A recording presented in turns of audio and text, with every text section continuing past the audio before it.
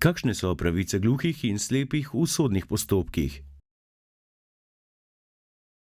Gluhe in naglušne ter slepe in slabovidne osebe so zaradi specifičnih potreb na sodiščih deležne posebnih pravic glede uporabe jezika, ki jim omogočajo enakopravno sodelovanje v sodnih postopkih.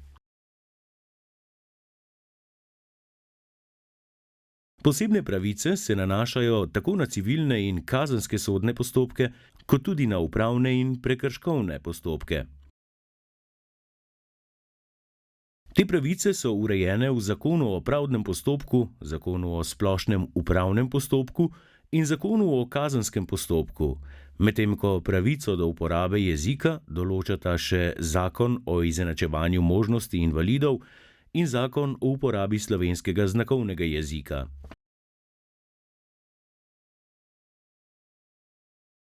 Če se znajdete v katerem od naštetih postopkov, je zelo koristno, če sodišče že vnaprej obvestite o tem, kakšne so vaše potrebe.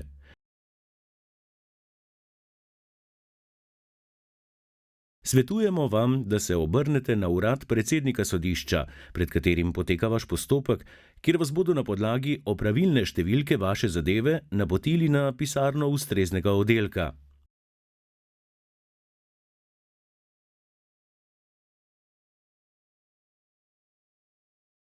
Če ste prejeli sodno pisanje ali vabilo na sodišče, se takšna opravilna številka praviloma nahaja na vrhu prve strani.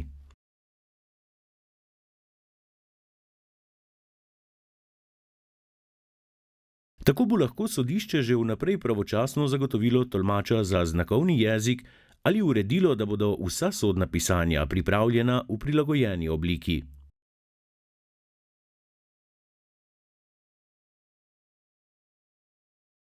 Na ta način bo postopek na sodišču potekal brez zastojev.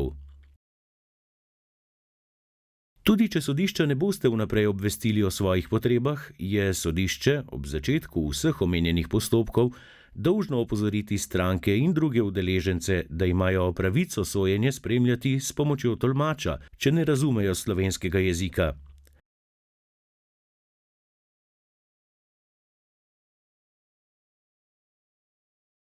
To pomeni, da mora sodišče s pomočjo tolmača za znakovni jezik gluhim osebam zagotoviti ustno tolmačenje vsega, kar stranke, priče, osumljenci in drugi udeleženci v postopku povejo na sodnem naroku.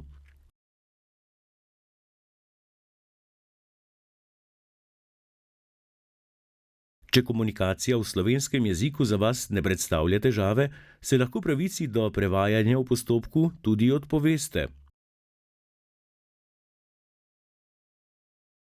Stroške za tolmačenje ali za zagotovitev sodnih pisanj v prilagojeni obliki morajo pokriti sodišča iz proračuna.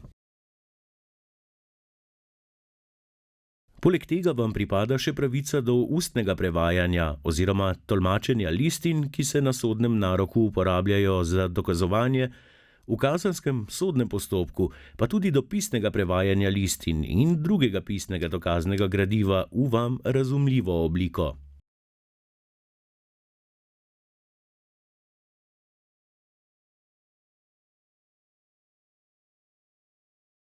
To pravico se uresničuje na način, ki ga gluhe in slepe osebe izberejo same, zlasti pa s prilagojenimi tehnikami pisanja ali branja za slepe, slabovidne ali gluhoslepe, na primer z brajico, povečanim črnim tiskom, zvokom ali elektronsko obliko.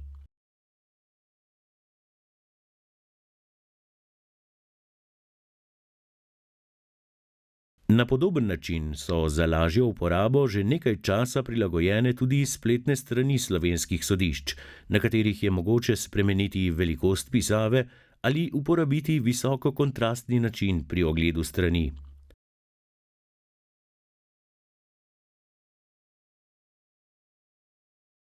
Obe orodji sta umeščeni v desni zgornji kot spletnih strani.